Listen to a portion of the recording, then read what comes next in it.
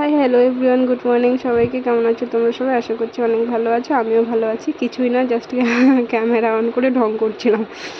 তো এখন সাড়ে আটটা বাজে, হ্যাঁ। তারপরে উঠে আমি জামা কাপড়গুলো, আজকেও দেখছি রোদ উঠেছে, যেই কটা বাকি ছিল শাড়ি ঠাড়িগুলো ওগুলো ধুয়ে দিলাম। ধুয়ে দেওয়ার পর এই যে এদিকে আমি ঘর বাড়ির অবস্থা দেখো।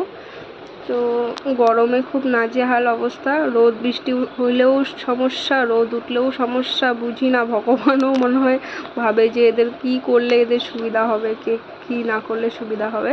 তো যাই হোক, প্রচুর পরিমাণে রোদ উঠেছে। তো জামা কাপড় আর হাওয়াও হচ্ছে বাইরে সুন্দর, কিন্তু হাওয়া বাইরে হলে কি হবে, ঘরে একদম হাওয়া ঢোকে না। তো দেখো রোদ, কী পরিমাণে রোদ, আর আকাশটা দেখতে যা সুন্দর লাগছে, মানে আমার সত্যি খুব ভালো লাগছিল। দেখো মানে খুব সুন্দর নীল আকাশের মেঘ ভাসছে সাদা সাদা, খুব ভালো লাগছে। একটু একটু জায়গায় জায়গায় একটু মেঘলা মেঘলা করে আছে। তো আমি ওকে তরকারি দিয়ে মুড়ি দিয়েছিলাম, খেয়েছে, হাফ খেয়ে রেখে গেছে। তো আমি এক গ্লাস চা বানিয়ে নিলাম, আমি তো চা খাই গ্লাসে করে। তারপর এই যে একটু পান খেয়ে নেবো। পান খেয়ে নেওয়ার পর এই যে রসুনগুলো কিছুটা ও ছাড়িয়ে রেখেছিল, কিছুটা আমি এখন বাকি আছে ওটা ছাড়াবো। ছাড়ানোর পর খোসা ছাড়াবো। আমার ভাত হয়ে গেছে, আর কচুরলতি করেছিলাম, ওটা সেদ্ধ করে নিয়েছি। তারপরে রান্না হয়ে গেছে, আমি চলে গেছিলাম, দেরি হয়ে গেছিলো খাওয়া দিতে।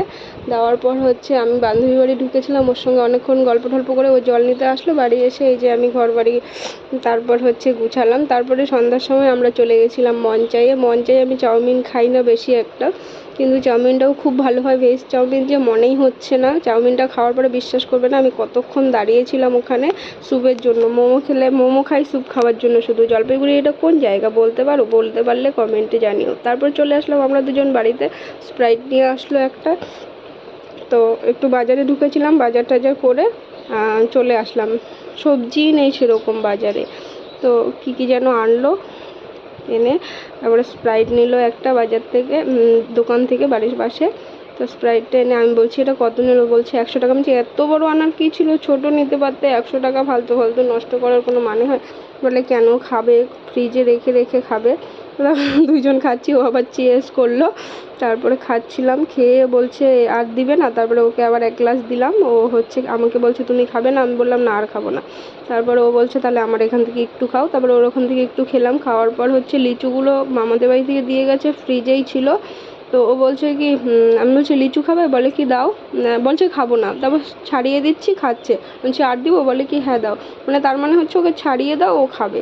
তারপরে আমিও খাচ্ছিলাম, ওকেও ছাড়িয়ে দিচ্ছিলাম। খেতে খেতে অনেকটা খেয়ে ফেলেছিলাম। তারপর রাতের রান্না খাওয়া করে নিয়েছি। আজকের ভিডিওটা এখানেই শেষ করেছি। এই যে এতগুলো লিচু আছে এখনও। এবার লিচুগুলা খেয়ে রান্না বসিয়ে দিয়েছিলাম, তারপরে খাওয়া দাওয়া করে শুয়ে পড়েছিলাম। তো তোমরাও খাওয়া দাওয়া করে শুয়ে পড়ো, রাত হয়ে গেছে। তো আজকের ভিডিওটা এইটুকুই। ভালো লাগলে প্লিজ লাইক কমেন্ট শেয়ার করে দিও। Tata, bye bye.